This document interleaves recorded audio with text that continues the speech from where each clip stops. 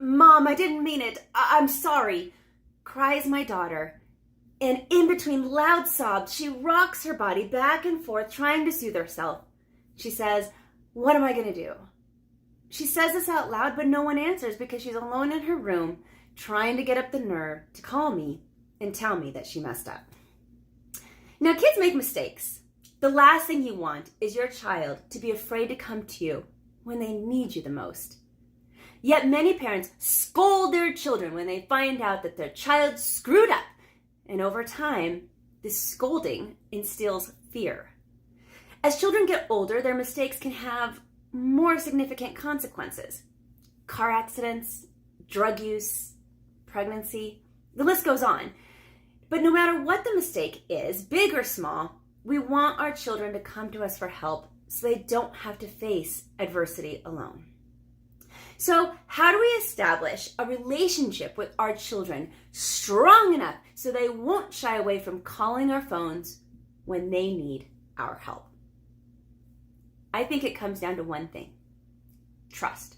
Your child has to trust you. If your response to mistakes is anger and yelling and punishment, then it is natural for your child to fear your wrath. Now, I'm not saying there shouldn't be consequences. I believe in consequences. I'm also not saying that you shouldn't be angry or disappointed. The consequences of behaviors is essential, and anger is a natural response also. But we must be careful how we respond to our children's mistakes, because how we respond establishes how our children will handle mistakes for their whole life. Children afraid to make mistakes don't take risks, and they spend their life hiding. They lose out on valuable experiences. And children who don't learn from their mistakes will repeat those mistakes over and over again. So it's my belief that we need to help our children navigate through mistakes so that they can learn from them and better themselves. So here are my tips on how you can talk to your child when they make mistakes. And these techniques should be used when your child is young and then reinforced over and over as they grow into adulthood. Okay, tip number 1, don't freak out. This is tough, but if you freak out when your child confides in you, then you will lose their trust. Practice controlling your own emotions and stay calm. Tip number 2, don't say, "I told ya." Even if you warn them of the consequences of their choices and they still didn't listen, you can't say, "I told you so," because being right is not the goal.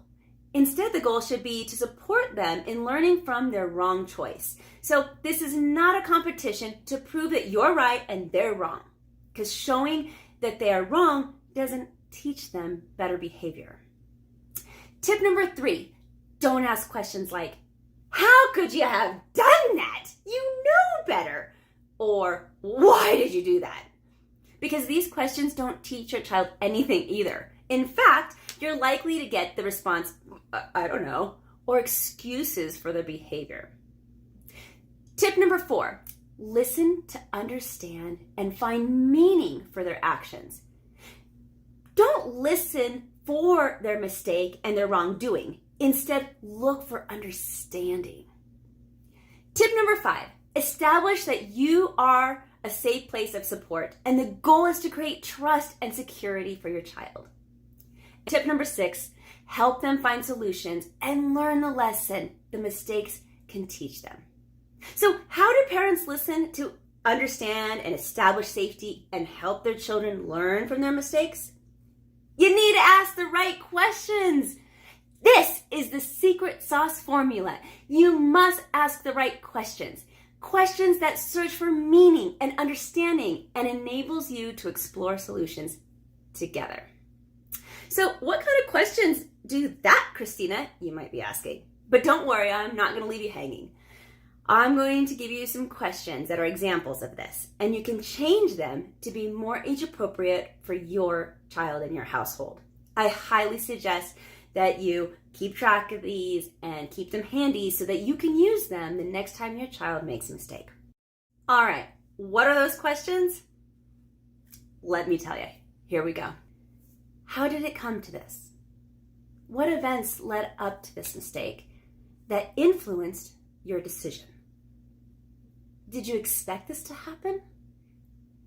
What do you think the outcome would be? Would you change anything that you did? Would you change anything that happened? Did anyone influence you, or did you come to these choices all on your own? How has this changed you? What have you learned from this experience? What can we do next time to either prevent this from happening again or to handle this situation better? See, the right questions allow your child to process their mistakes and learn from them. You couple this with a parent who isn't yelling at them, but instead listening to their side of the story, and now you have created an environment for your child to rise above their errors and be a better person. Children can't do this alone. They need you. They need your support. They need your guidance to grow. This is how you can be an impactful